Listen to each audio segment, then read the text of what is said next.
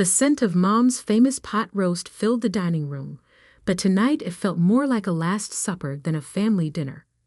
I watched steam rise from the perfectly arranged plate in front of me, trying to ignore the tension crackling through the air like static before a storm. "Olivia needs the money more than you do, Sarah," Mom said, carefully cutting her meat into precise squares. "She's going to medical school. It's more practical than your business ideas."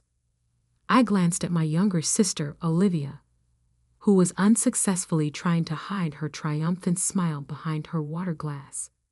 At 22, she was everything our parents had dreamed of. Straight A's, perfect extracurriculars, and now an acceptance to Johns Hopkins Medical School, the golden child.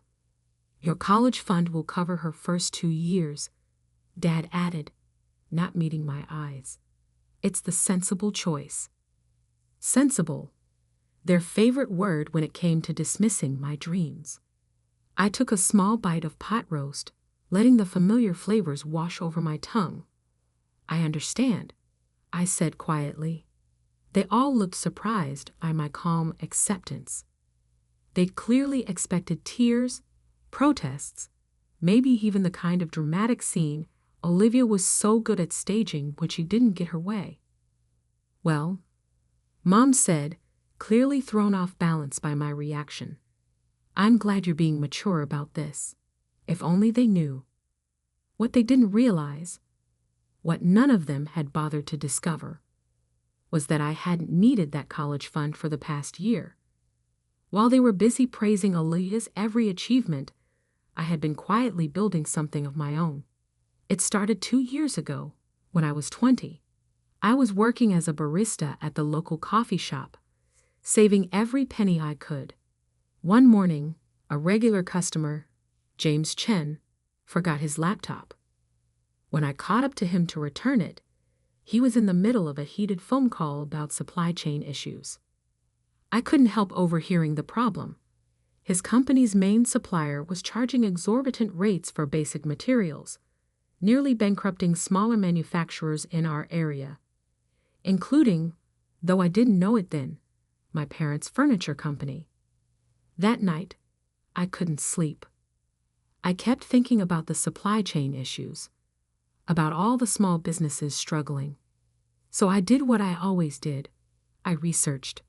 For weeks, I dug into shipping manifests, import regulations, alternative material sources. I created a detailed presentation outlining a solution. When James came in for his usual morning coffee, I handed him both his latte and my proposal. He called me that afternoon. 6 months later, I was his silent partner in a new supply company, Streamline Solutions. We undercut the existing monopoly, offered better terms to small manufacturers, and within a year, we had captured 60% of the local market, including my parents' suppliers. They just didn't know it yet. I took another bite of pot roast, watching my family discuss Olivia's bright future. Mom was already planning which apartment buildings would be suitable near the medical school. Dad was talking about introducing her to his doctor friends. My phone buzzed quietly in my pocket. A text from James. "It's done. Documents are signed. You now own controlling interest in Streamline." I allowed myself a small smile. Perfect timing. "Sarah?" Mom's voice cut through my thoughts. "Are you listening? We need you to sign the transfer papers for the college fund tomorrow." "Of course," I said. "I'll come by the accountant's office in the morning." "I really appreciate this, sis," Olivia said, her voice syrupy sweet. "I promise I'll make it worth it." If she noticed the slight edge to my smile, she didn't show it. Later that night, as I drove home to my modest apartment, I thought about how tomorrow would unfold. Mom and Dad had no idea that their furniture company, Anderson Classics, had been struggling for months before Streamline stepped in with better rates. They had no idea that their recent upturn in profits was entirely due to the company their impractical daughter had built. They were about to learn. My phone buzzed again. James. Board meeting tomorrow at 2 p.m. Right after your family's appointment with the accountant. Ready to shock some people? I typed back. They won't know what hit them. At home, I pulled out the document I'd been keeping in my safe. It was a detailed report of Anderson Classics' financial history, including every payment they'd made to their previous suppliers, payments that had nearly bankrupted them, followed by their dramatic recovery after switching to Streamline. My parents had always said I was bad with numbers, too dreamy, not practical enough. They never noticed that I was the one who spotted the problems in their company books when I was just 16. They dismissed my suggestions about finding better suppliers. They laughed when I talked about starting my own business. Tomorrow, the laughing would stop. I laid out my outfit for the morning. A crisp charcoal suit I'd bought myself with my first real profits. Professional, powerful, nothing like the artsy style my mother was always trying to correct. As I fell asleep, I thought about the look that would cross their faces when they realized who really owned their supply chain, when they understood that the daughter they dismissed had become the silent force keeping their company alive. The next morning dawned bright and clear. I arrived at Maxwell Accounting 10 minutes early, dressed impeccably, carrying a leather portfolio my parents had never seen. They were already there, Olivia bouncing excitedly in her chair while Mom fussed with her hair. Dad was making small talk with Mr. Maxwell, their longtime accountant. "Ah, Sarah," Mr. Maxwell said as I walked in. "We just need your signature on these transfer documents." I sat down calmly, accepting the papers he slid across the desk. Before I sign, I said, "I'd like to review something with everyone." I opened my portfolio and pulled out several documents. "Did you know," I began conversationally, "that Anderson Classics was 3 months away from bankruptcy last year?" Dad's head snapped up. "What are you talking about?" "Your supplier costs were unsustainable," I continued, laying out the financial reports. "You were losing money on every piece of furniture you produced, until, mysteriously, a new supplier came in with better rates." Mom's face had gone pale. "How do you know all this?" "Because," I said, finally letting my calm mask slip slightly, "I own that supplier." The silence that followed was deafening. That's impossible," Dad stammered. "Streamline Solutions is owned by James Chen." "James is my partner," I corrected. "As of this morning, I own controlling interest." I pulled out the final document, proof of ownership with my name clearly listed. "This is a joke," Olivia said, her voice rising. "Sarah doesn't know anything about business. She's just a barista." "Was a barista," I corrected. "Now I'm the majority owner of a company that supplies materials to over 60% of the furniture manufacturers in 3 states, including Anderson Classics." Mr. Maxwell, who had been quietly reviewing the documents, cleared his throat. "These appear to be in order. Miss Anderson indeed owns Streamline Solutions."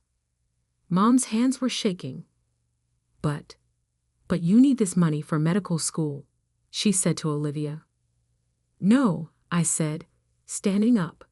"She doesn't, because I'm not signing anything." "You can't do this," Olivia shrieked. "Actually, I can. And one more thing." I pulled out my phone and dialed a number on speaker. "Streamline Solutions. James Chen speaking." "James, it's Sarah. Please implement the rate changes we discussed." "Right away. Pleasure doing business with you, Miss Anderson." I ended the call and looked at my family's shocked faces. "Your supply rates just went up 20%. Still think I'm bad with numbers." Dad slumped in his chair. Sarah, please. The company can't survive that kind of increase. You should have thought about that before deciding I wasn't worth investing in. I gathered my things and headed for the door. Oh, and Olivia? Better start looking for student loans. I hear they're quite practical. As I walked out of the office, I heard Olivia burst into tears and Mom calling my name. But I didn't look back, because this wasn't the end. This was just the beginning of showing them exactly who they'd underestimated. The next 2 weeks passed in a blur of board meetings, contract negotiations, and increasingly desperate messages from my family. Mom called daily, switching between tearful pleas and angry accusations. Dad's texts grew more frantic as their company's financials began to feel the squeeze.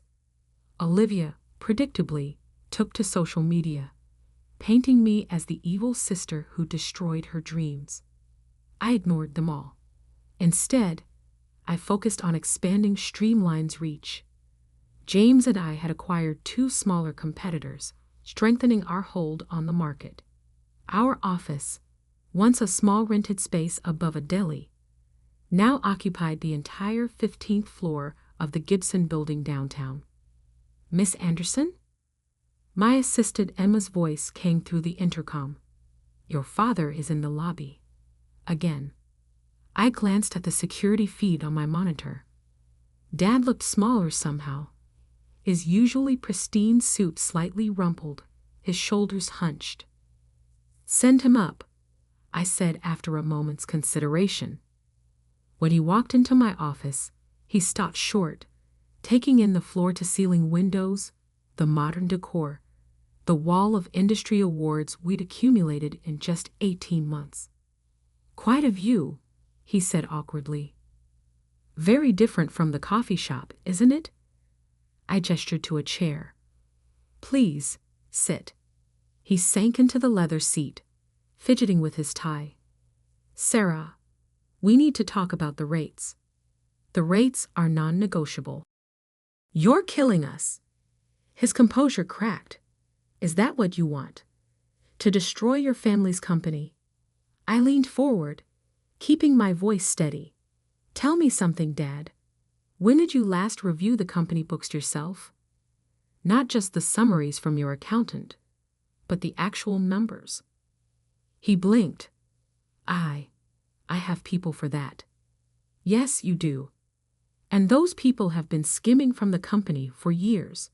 I pulled out a thick file and slid it across the desk. Your CFO has been hiding losses, inflating profits, and pocketing the difference. The rate increase exposed the fraud. Dad's hands shook as he opened the file. How did you? No, because unlike you, I pay attention. I've been watching Anderson classics since I was 16, trying to tell you something was wrong, but you never listened. Why didn't you just tell me about this directly? Would you have believed me?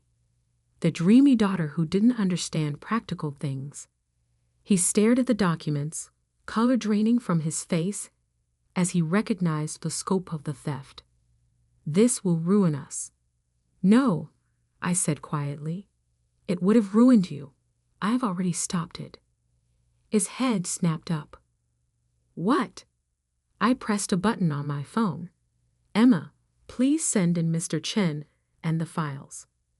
James walked in carrying another stack of documents. Good afternoon, Mr. Anderson.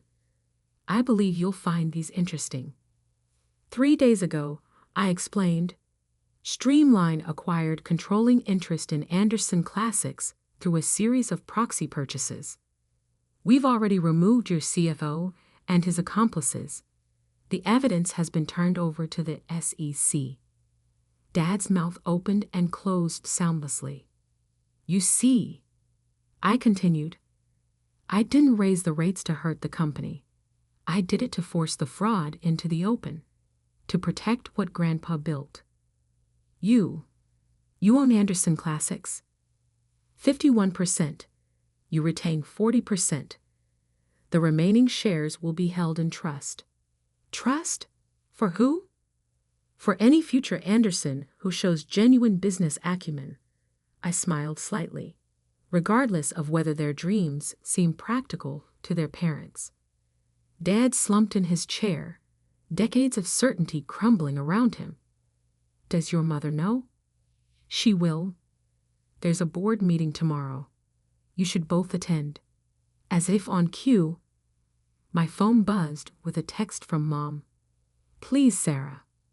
We need to talk about Olivia's tuition. She's devastated. I showed Dad the message. Still think Olivia needs my college fund. He had the grace to look ashamed.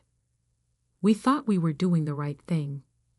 No, you thought you were backing the sure bet, the safe choice. Well, here's what your safe choice has been up to. I pulled up security footage from last weekend. Olivia at a luxury car dealership, trying to put a down payment on a Porsche using forged documents with Dad's signature. She's been forging your signatures for years. I said, small amounts at first, then bigger ones. I caught her trying to take out loans in your name 3 months ago. Dad's face had gone from pale to ashen. Why didn't you tell us?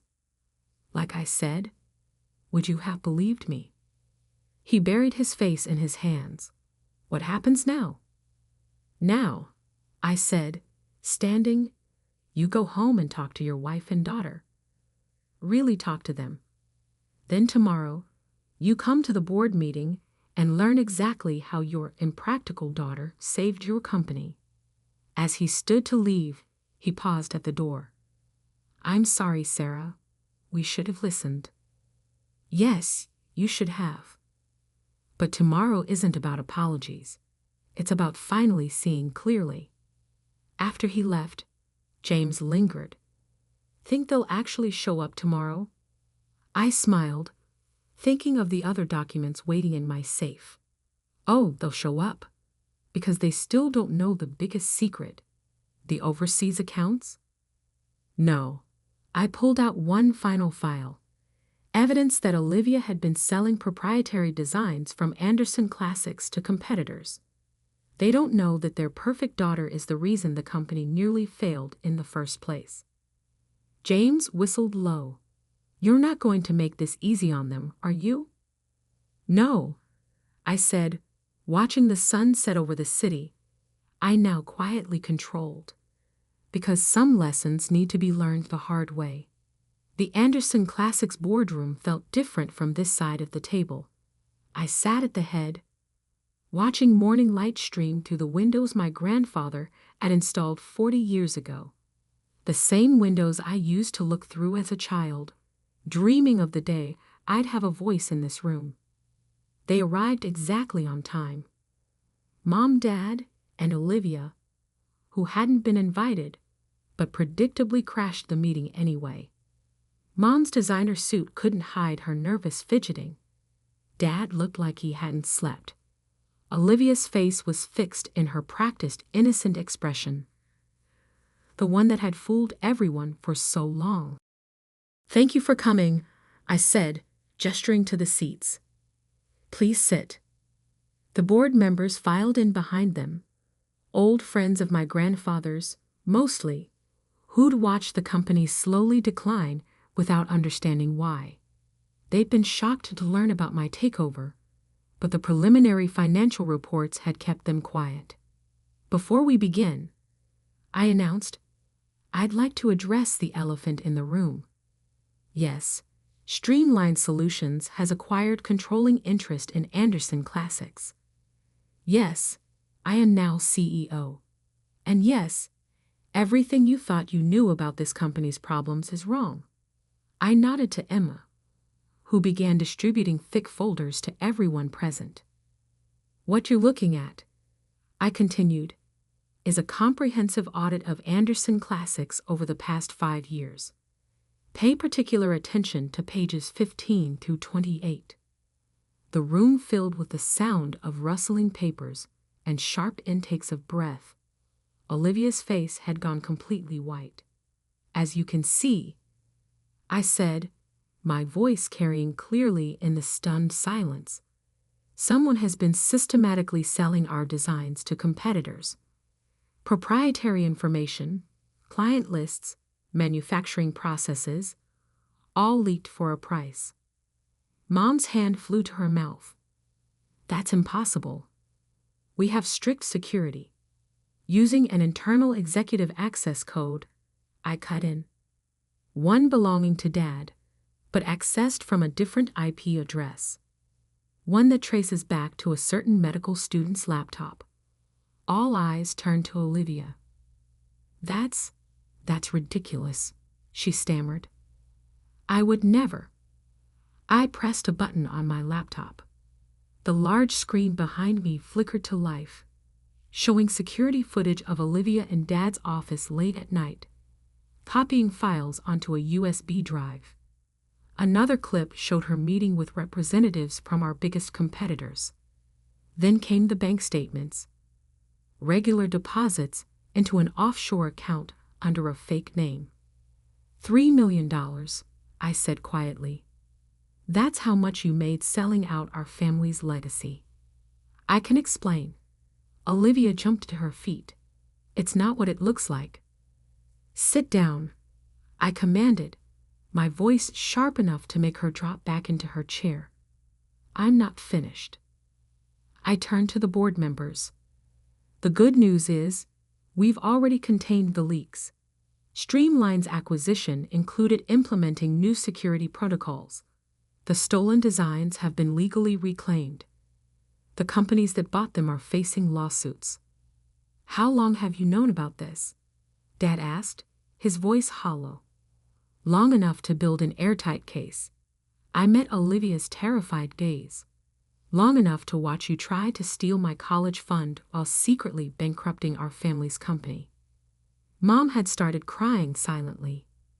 But medical school was never going to happen, I finished. Because Olivia never actually got into Johns Hopkins. The acceptance letter was forged. Just like Dad's signatures on those loan applications. Just like her perfect transcript. I pulled out one more document. A letter from Johns Hopkins confirming they had no record of Olivia's acceptance. The money she stole wasn't for tuition, I continued. It was for gambling debts, luxury cars, designer clothes, all bought with the profits from selling our family's future. The boardroom had gone deathly quiet. You're fired, of course, I told Olivia. And the evidence has been turned over to the authorities. They'll be here within the hour. You can't do this, she shrieked. I'm your sister. No, I said calmly. You're a criminal who happened to share my last name. And now, you're going to face the consequences. Right on cue, 2 police officers appeared in the doorway. As they led Olivia away, her screams echoing down the hallway, I turned back to the stunned board members. Now, I said, pulling out another set of documents, let's talk about the company's future. Over the next hour, I outlined my plans for Anderson Classics. New designs, improved manufacturing processes, expanded market reach. The board members listened with growing enthusiasm as profit projections scrolled across the screen. When the meeting finally ended, only my parents remained, looking shell-shocked and aged. Why didn't you tell us sooner? Mom whispered. Would you have believed me over your perfect daughter? I asked. The one who could do no wrong. The one who deserved my college fund because she was more practical. Dad couldn't meet my eyes. We failed you. Yes, I agreed. You did. But this isn't about failure anymore. It's about moving forward. I handed them each a final document, new contracts outlining their reduced roles in the company. Still involved, but with clear oversight and limitations. Sign or resign, I said. Your choice. Their signatures were shaky but quick. As they stood to leave, Mom paused. Can you ever forgive us? I looked around the boardroom, my boardroom now, thinking of all the times I'd been told I didn't belong here. Forgiveness isn't the point, I said finally. Understanding is. Understanding that sometimes the quiet ones are watching, learning, building, and waiting for the perfect moment to show exactly who they've always been. After they left, I stood at my grandfather's windows, watching the city buzz below. My phone buzzed with a news alert. Olivia's arrest was already making headlines. Mom's social circle would be buzzing with gossip within hours. Dad's business friends would be calling nonstop. But I didn't care about any of that. Because I had finally done what I'd set out to do. Prove that practical dreams aren't always the biggest ones.